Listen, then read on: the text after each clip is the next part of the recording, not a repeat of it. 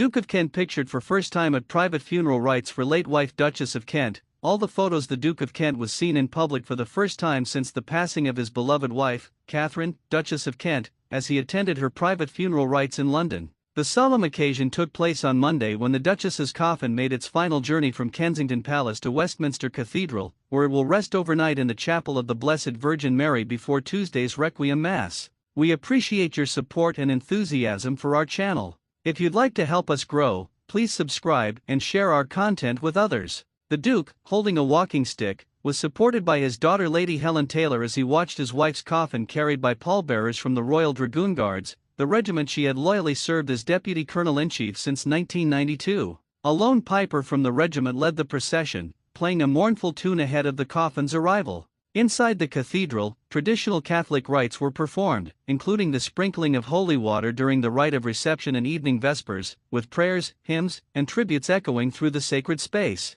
The Duchess of Kent, who passed away peacefully at home on September 4 at the age of 92, leaves behind a remarkable legacy. Married to Prince Edward, Duke of Kent, for 64 years, she was mother to 3 children: Lady Helen Taylor, George Windsor, Earl of St. Andrews, and Lord Nicholas Windsor, and grandmother to 10, among them Lady Amelia and Lady Marina Windsor. Known affectionately as Mrs. Kent after stepping away from royal life, Katharine dedicated over a decade to teaching at a primary school in Hull, an unassuming role that reflected her humility and devotion to children. Family members gathered to pay their respects in a private, poignant service. Prince Michael of Kent, the Duke's younger brother, arrived early, also using a walking stick for support, while his wife Princess Michael followed shortly after. Princess Alexandra, the Duke's sister and cousin to the late Queen Elizabeth II, attended in a wheelchair, dressed in traditional mourning black. Lord Frederick Windsor and his wife, actress Sophie Winkleman, were also present, Sophie wearing a mourning veil in a nod to royal tradition.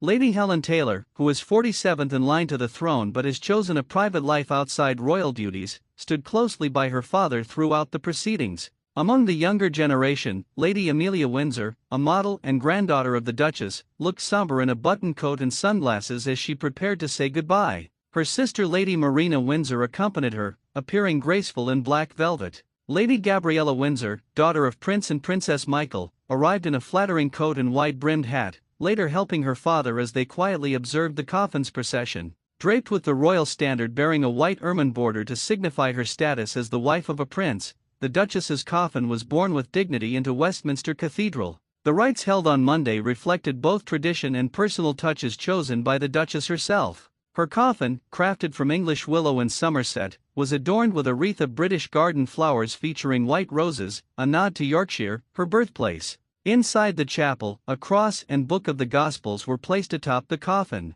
A poignant moment came when a piper performed "Sleep, Dearie, Sleep," the same lament that had been played at Queen Elizabeth II's state funeral in 2022. The Duchess of Kent's funeral marks a historic moment in royal history. Having converted to Catholicism in 1992, she became the first senior royal to do so in over 3 centuries.